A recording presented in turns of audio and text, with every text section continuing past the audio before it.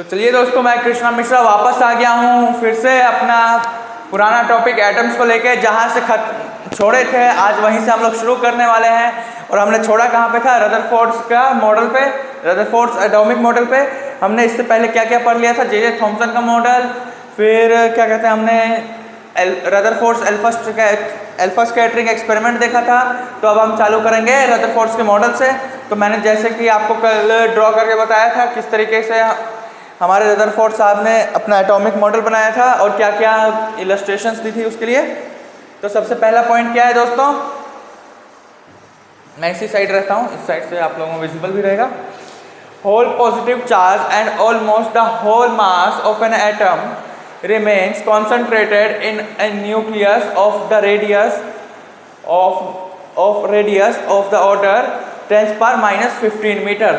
इस पॉइंट से हमको क्या समझने को मिलता है? जो आपका होल पॉजिटिव चार्ज होगा, मतलब कि जितना भी आपका एटम में पॉजिटिव चार्ज होगा, और जो ऑलमोस्ट लिखा हुआ है दोस्तों, होल मास नहीं लिखा हुआ है, ऑलमोस्ट द होल मास, मतलब कुछ इलेक्ट्रॉन्स का मास रहता है तो उसको इसमें इंक्लूड नहीं किया गया है, इसलिए ऑलमोस्ट का यूज किया गया है। Almost the whole mass of an atom remains concentrated in nucleus. जो आपका टोटल पॉजिटिव चार्ज रहेगा और ऑलमोस्ट जो होल मास रहेगा वो न्यूक्लियस में कॉन्सेंट्रेटेड रहेगा, कॉन्सेंट्रेटेड इन न्यूक्लियस, जिसका क्या कहते हैं, रेडियस का ऑर्डर होता है 10⁻⁻15 मीटर। और ये अलग अलग एटम्स के लिए अलग अलग रहेगा, लेकिन ऑर्डर जो रहेगा 10⁻⁻15 मीटर रहेगा, बस आगे कुछ और चीज़ का मल्टीपल रहेगा। और दूसरा पॉइंट हमको क्या बताया गया था? जो आपका टोटल पॉजिटिव चार्ज होता है वो आपका टोटल नेगेटिव चार्ज के बराबर होता है, जो कि चार्ज ऑफ इलेक्ट्रॉन होता है। ठीक है बच्चों? तो इसका मतलब क्या हो गया? एटम हमारा इलेक्ट्रिकली न्यूट्रल है। तो इधर से हमको एक और बात क्या मिल जाती है कि number of protons equal to number of electrons, लेकिन उसकी बात हम आगे चलते हुए करेंगे। यहाँ से इस पॉइंट से हमको क्या पता चला? Total positive charge is equal to total negative charge, जिससे क्या कहते जो बराबर होता है हमारे चार्ज ऑफ इलेक्ट्रॉन के। इससे हमको ये पता चला कि जो आपका ये एटम जो है ना ही पॉजिटिव रहता है ना ही नेगेटिव रहता है, ये आपके इलेक्ट्रिकली न्यूट्रल रहता है अनटिल एंड अनलेस आप इससे इलेक्ट्रॉन्स को निकालते हैं या तो इलेक्ट्रॉन्स को इसमें डालते हैं। वो भी हम आगे देखेंगे। वो आप लोगों ने इलेक्ट्रोस्टैटिक्स में पढ़ा होगा कि किसी भी बॉडी को पॉजिटिवली चार्ज या नेगेटिवली चार्ज कैसे बनाते हैं, तो वही इलेक्ट्रॉन्स को निकाल के या तो इलेक्ट्रॉन्स को डाल के। तो नेक्स्ट पॉइंट क्या है बच्चों? The necessary centripetal force for revolving an electron around the nucleus in circular orbit is provided by Coulomb's electrostatic force। यहाँ पे देखिए दोस्तों, ये हमारा इलेक्ट्रॉन है, हाँ है ना? हाँ सर। इसके पास तो इस तरीके से वेलोसिटी है, तो टेंजेंशियल वेलोसिटी है। और क्या कहते हैं, ये ऐसे तो फिर ऐसे सीधा निकल जाना चाहिए था, लेकिन सीधा ना निकलने की जगह ऐसे घूम कैसे रहा है ये इस न्यूक्लियस के अराउंड? वो इसलिए क्योंकि ये एक पॉजिटिवली चार्ज होता है, जो इधर एक कूलम्स अट्रैक्शन फोर्स लगा रहा होगा KZE इंटू में E बाय में R² के इक्वल जो कि होगा। और यहाँ पे Z क्या है? Z है आपका एटॉमिक नंबर,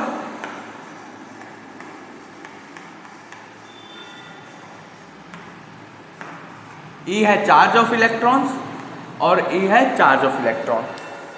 क्योंकि ये एक पर्टिकुलर इलेक्ट्रॉन पे चार्ज लगा रहा होगा, ये आपका कैपिटल Q, आप ZE को एक तरीके से कैपिटल Q लिख सकते हैं और इसको स्मॉल q लिख सकते हैं।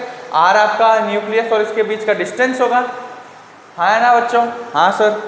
तो चलिए बच्चों, इसी के साथ हमारा ये रदरफोर्ड मॉडल खत्म होता है। अब हम देखते हैं ड्रॉबैक्स रदरफोर्ड मॉडल के क्या थे। जल्दी से इसको लिख लीजिए दोस्तों। चलिए अब मैं इसको इरेज कर देता हूँ।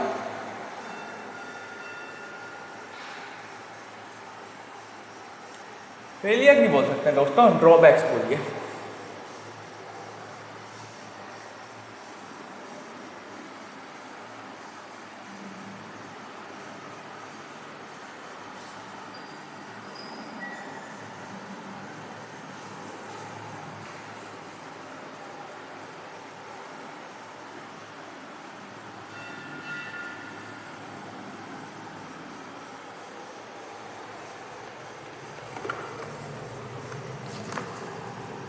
चलिए दोस्तों हम लोग देख लेते हैं ड्रॉबैक्स।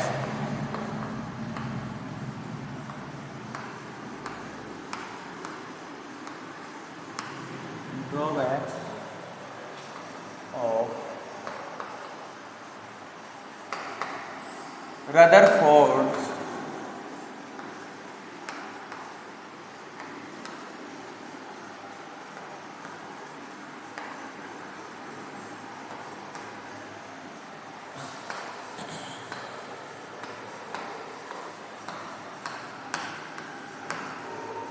रदरफोर्ड साहब के मॉडल के क्या क्या ड्रॉबैक थे ये देख लेते हैं। सबसे पहला ड्रॉबैक क्या था? It could not explain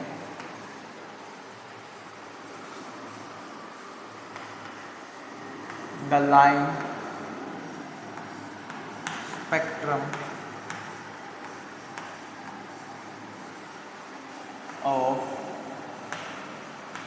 hydrogen atom.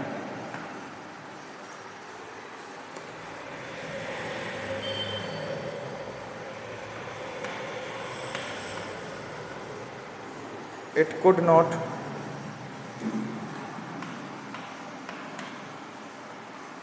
explain the stability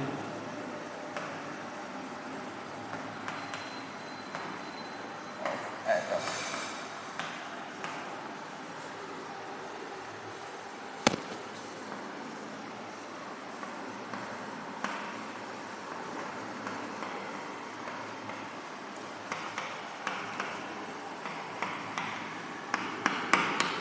ये आपका क्या कहते हैं hydrogen line spectrum of hydrogen को एक्सप्लेन नहीं कर पाया था और स्टेबिलिटी ऑफ एटम को भी एक्सप्लेन नहीं कर पाया था।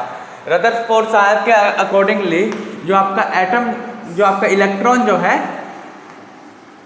हर 10⁻⁸ सेकेंड पर कोलैप्स कर जाना चाहिए था। और अगर ऐसा होता तो इस वर्ल्ड में कोई चीज़ एग्जिस्ट नहीं कर पाती अगर हर 10⁻⁸ सेकेंड पे एटम जो है एटम्स में जो इलेक्ट्रॉन्स है वो आपके कोलैप्स करने लग जाते हैं। तो इसके कारण आपका इलेक्ट्रॉन एटम का स्टेबिलिटी एक्सप्लेन नहीं कर पाए रदरफोर्ड साहब। बहुत बड़ा ड्रॉबैक था। और दूसरा ड्रॉबैक क्या था? पहला ड्रॉबैक तो वो था, दूसरा ड्रॉबैक ये था।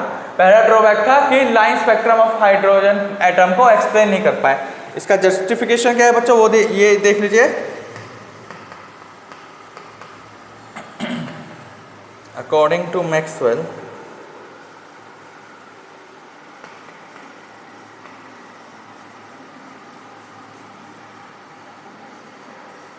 Maxwell's electromagnetic theory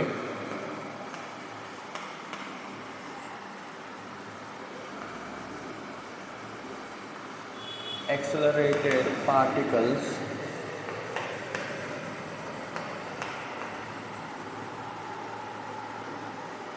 accelerated moving particle radiates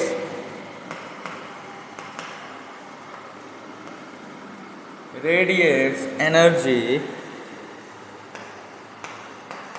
in the form of EM waves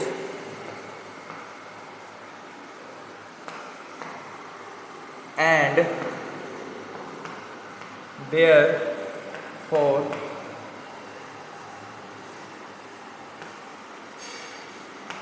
during revolution of electron in circular orbit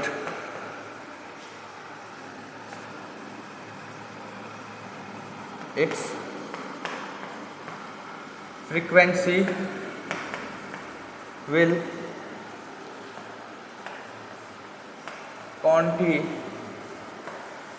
continuously vary, that is decrease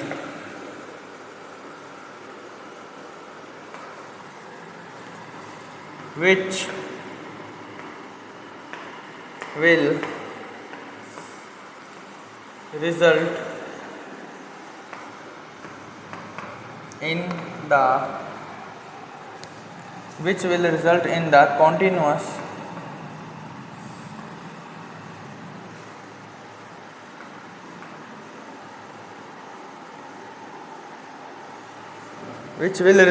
the continuous emission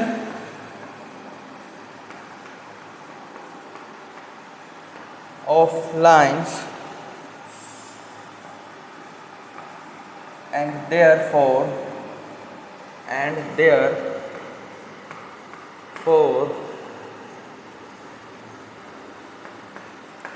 spectrum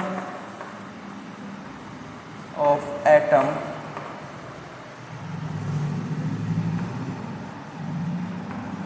must be continuous.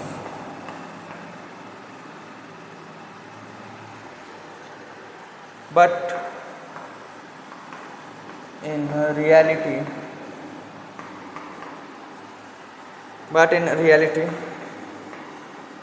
one obtains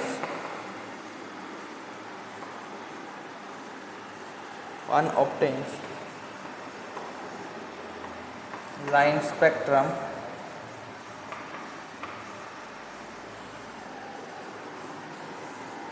for atom.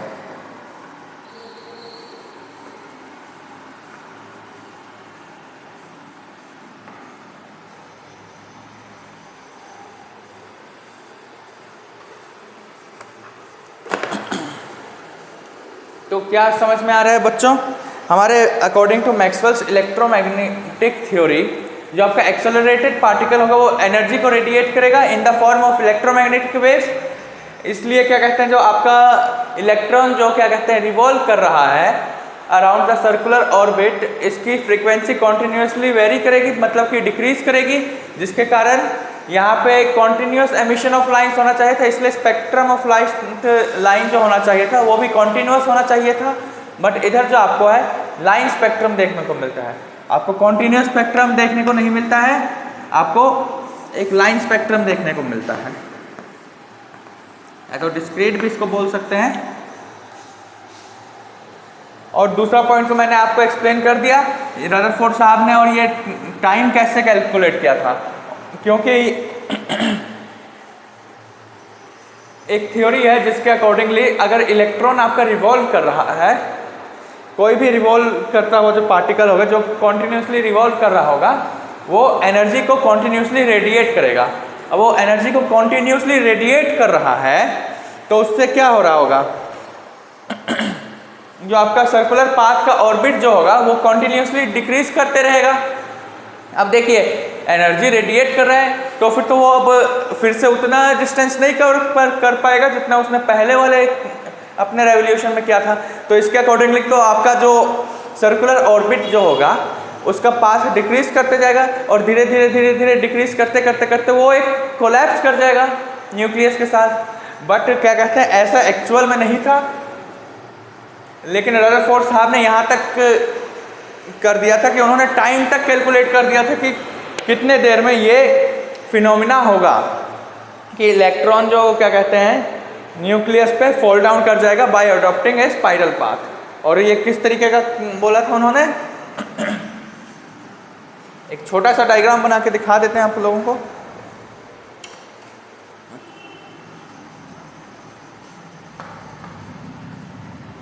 ऐसे आपका घूम रहा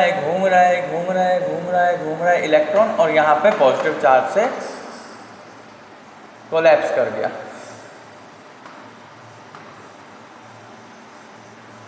देख रहे हैं दोस्तों, तो यही रदरफोर्ड साहब के दो मेन ड्रॉबैक्स थे जिसके कारण उनका एटॉमिक मॉडल ज़्यादा समय तक ना चल पाया और इसको इधर ही ख़त्म करना पड़ा। आई होप कि आप लोगों को ये सेशन समझ में आ गया होगा। और मैं भी देख लेता हूँ बोर्ड पे सब कुछ विजिबल है कि नहीं है, तो हम आगे बढ़ेंगे क्लोजेस्ट डिस्टेंस ऑफ अप्रोच पे।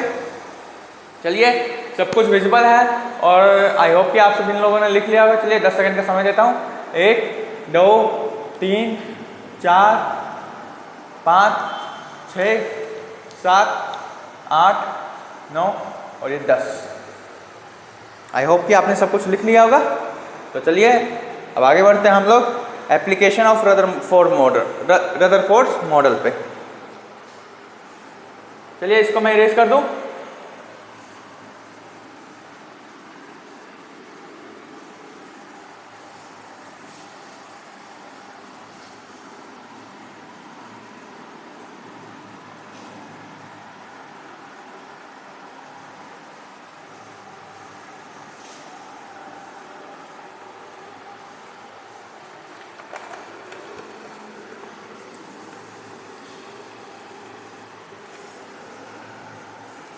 तो चलिए बच्चों आगे बढ़ते हैं application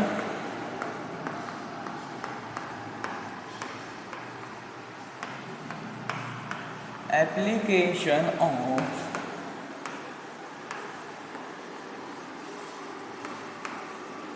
Rutherford's model.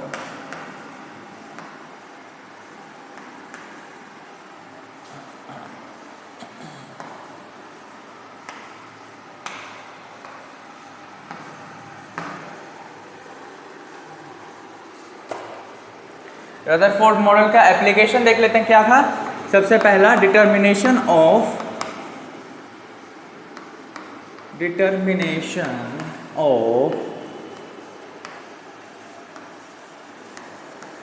Closest distance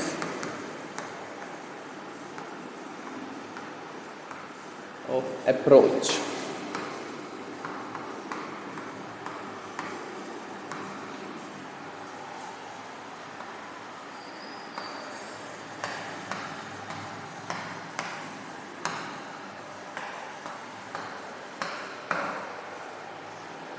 तो सबसे पहला एप्लीकेशन क्या था रदरफोर्ड मॉडल का, determination of closest distance of approach. और क्लोजेस्ट डिस्टेंस ऑफ अप्रोच होता क्या है सर, सबसे पहले ये बता दीजिए। बता देते हैं बच्चों। क्लोजेस्ट डिस्टेंस ऑफ अप्रोच होता है आपका क्लोजेस्ट द मिनिमम डिस्टेंस, ये मिनिमम डिस्टेंस होगा of a stationary nucleus with a positively charged particle making head on collision from a point where its kinetic energy becomes 0। तो देख लेते हैं क्या होता है क्लोजेस्ट डिस्टेंस ऑफ अप्रोच।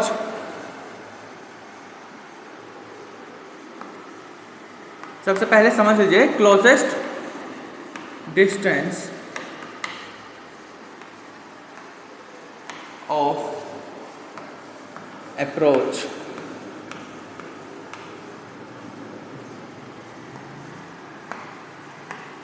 आखिरकार होता क्या है। क्लोजेस्ट डिस्टेंस को आप वो डिस्टेंस भी समझ सकते हैं जो क्या कहते हैं आपका जो इलेक्ट्रॉन होगा वो न्यूक्लियस के कितने नज़दीक तक जा सकता है। क्लोजेस्ट डिस्टेंस को आप उस तरीके से भी समझ सकते हैं, लेकिन जो कन्वेंशनल डेफिनेशन है उसको भी देख लेते हैं क्या है closest distance of approach.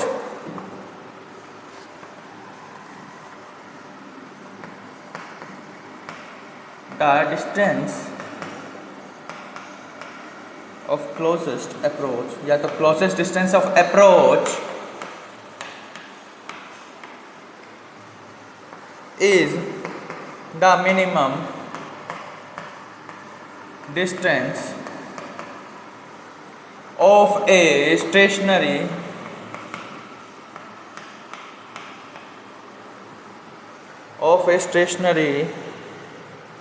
nucleus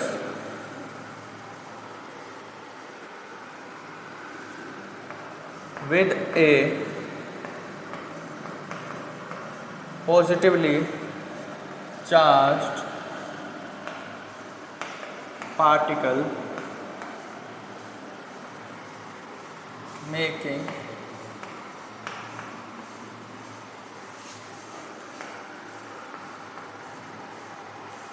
head-on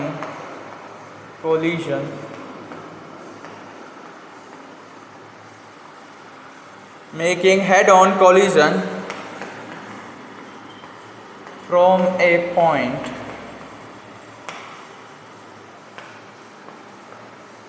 where its kinetic energy becomes 0। तो क्या समझ रहे हैं बच्चों इस पॉइंट से? The distance of closest approach is the minimum distance of stationary nucleus with a positively charged particle making head-on collision from a point where its kinetic energy becomes zero. Suppose कर लीजिए ये आपका nucleus है, ये कोई भी एक positively charge atom होगा, E+ मान लीजिए इसको चाहे तो। ये जो आप क्लोजेस्ट डिस्टेंस ऑफ अप्रोच होगा, ये तो डिस्टेंस ऑफ क्लोजेस्ट अप्रोच वो होगा, हम इस एटम को कुछ काइनेटिक एनर्जी प्रोवाइड किए और ये धीरे धीरे धीरे धीरे धीरे धीरे धीरे धीरे धीरे इसके पास जा रहा है। और होगा क्या, जब जिस पॉइंट पे मतलब कि सपोज कर लीजिए कुछ इस पॉइंट पे आके इस पार्टिकल की जो है काइनेटिक एनर्जी ज़ीरो हो गई है। काइनेटिक एनर्जी का ज़ीरो होने का मतलब क्या हो गया, ये सारी एनर्जी किस में कन्वर्ट हो गई होगी? इलेक्ट्रोस्टैटिक पोटेंशियल एनर्जी में। है ना बच्चों? इलेक्ट्रोस्टैटिक, जब या तो सिंपली आप ये भी समझ सकते हैं the point at which the whole kinetic energy of a positively charged atom of या तो of a positively charged particle becomes potential energy, और क्या कहते हैं, the kinetic energy of the charged particle becomes zero at the point, then the distance from that point to the nucleus is called the closest distance of approach. Basically आपका जो होगा इधर kinetic energy zero हो जाएगा और जो electrostatic potential energy रहेगा ये मैक्सिमम हो जाएगा। मतलब जो आपका काइनेटिक एनर्जी के थ्रू जो वर्क डन हो रहा होगा वो इक्वल आ जाएगा आपका इलेक्ट्रोस्टैटिक पोटेंशियल एनर्जी के तब, और जिस पॉइंट पे ये हो रहा होगा, ये फिनोमेना हो रहा होगा, वही पॉइंट होगा, उस पॉइंट से डिस्टेंस आपका न्यूक्लियस तक का होगा क्लोजेस्ट डिस्टेंस ऑफ अप्रोच। तो चलिए देख लेते हैं इसको कैसे किया जाएगा। आई होप कि आपने ये सारा कुछ लिख लिया होगा, तो मैं इसको इरेज कर दूं। बोर्ड में सब कुछ विजिबल है? हाँ बच्चों, सब कुछ विजिबल है। तो चलिए इसका डेरिवेशन देख लेते हैं छोटा सा।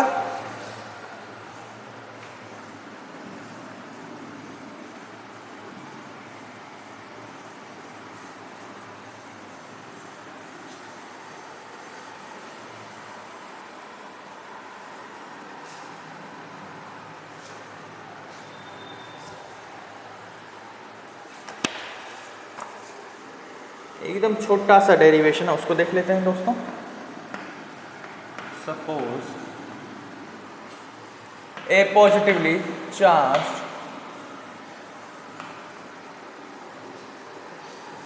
Particle A of charge Q1 Z1 is equal to Z1e approaches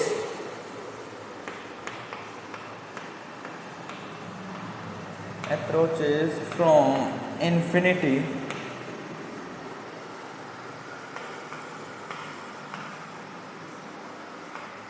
towards a stationary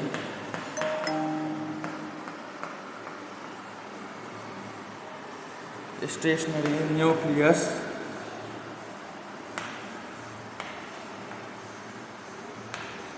of charge Z2e, then देख लीजिए ये आपका पॉजिटिवली चार्ज है,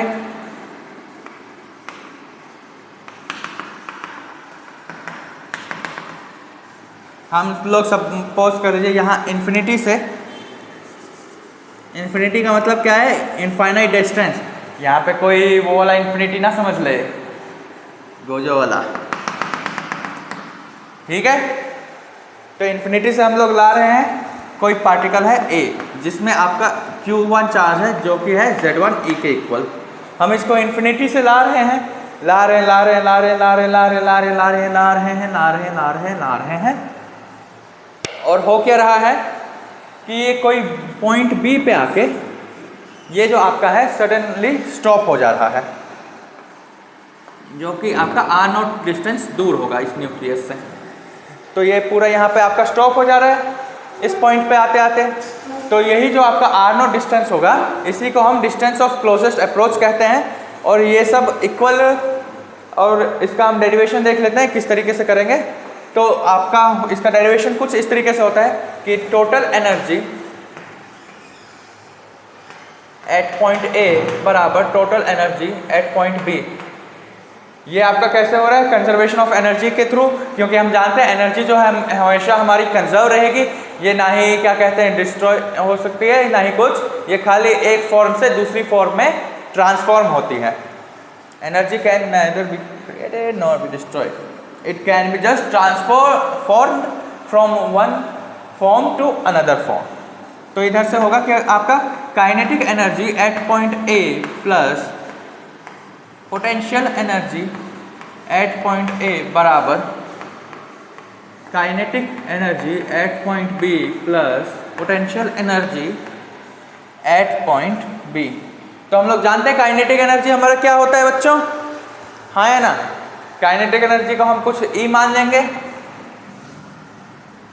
ई, और हम जानते हैं ये इनफाइनाइट डिस्टेंस पे है। तो हम इलेक्ट्रोस्टैटिक पोटेंशियल एनर्जी का फॉर्मूला जानते हैं क्या होता है कि Z²/R, और जब R हमारा इनफाइनाइट हो जाएगा तब तो ये वैल्यू तो हमारी 0 हो जाएगी। हाँ है ना बच्चों? हाँ सर। तो ठीक है,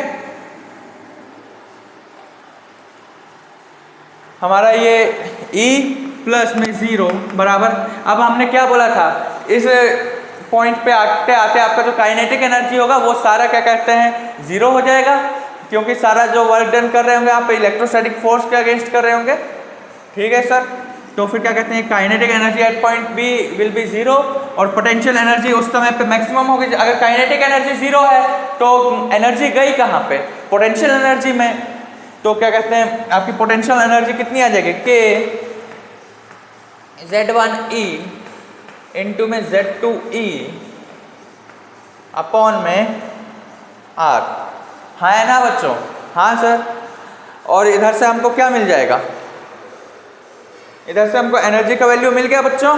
हाँ है ना? हाँ सर। और हम जानते हैं ये R बराबर क्या है? R0 के, तो इधर हम R0 लिख लें, वो बेटर रहेगा। हाँ सर। तो अब सर इधर से हमारा क्लोजेस्ट डिस्टेंस ऑफ अप्रोच कैसे निकालेंगे? हम लोग काइनेटिक एनर्जी गिवन रहेगा क्वेश्चन में, और R0 हमारा कुछ आ जाएगा इसके इक्वल के Z1E इंटू में Z2E, या तो इसको ऐसे लिख सकते हैं कि Z1 Z2 इंटू में E² अपॉन में काइनेटिक एनर्जी E। और काइनेटिक एनर्जी हम जानते हैं 1/2 mv² होता है, चाहे तो वैसे भी इसको लिख सकते हैं। और ये होगा आपका क्लोजेस्ट डिस्टेंस ऑफ अप्रोच। तो चलिए इधर तक आप लोग नोट डाउन कर लीजिए। नेक्स्ट लेक्चर में हम लोग क्या कहते हैं इस पर बेस्ड एक क्वेश्चन करेंगे, प्यारा सा मीठा सा सवाल है। और उसके बाद हम बहुत से एटॉमिक मॉडल को देखेंगे, एनर्जी ऑफ हाइड्रोजन स्पेक्ट्रम। और उसके बाद बस थोड़ा सा ये चैप्टर बाकी बचेगा बहुत से एटॉमिक मॉडल के बाद, और हम लोग उसके बाद फिर इस चैप्टर को जल्दी से जल्दी ख़त्म करेंगे। तो चलिए, आई होप कि आप सभी लोगों को ये अच्छे से समझ में आ गया होगा। तो मैं आज के लिए अब यहीं पर आपसे अलविदा लेना चाहूँगा, और मिलते हैं आप नेक्स्ट लेक्चर में।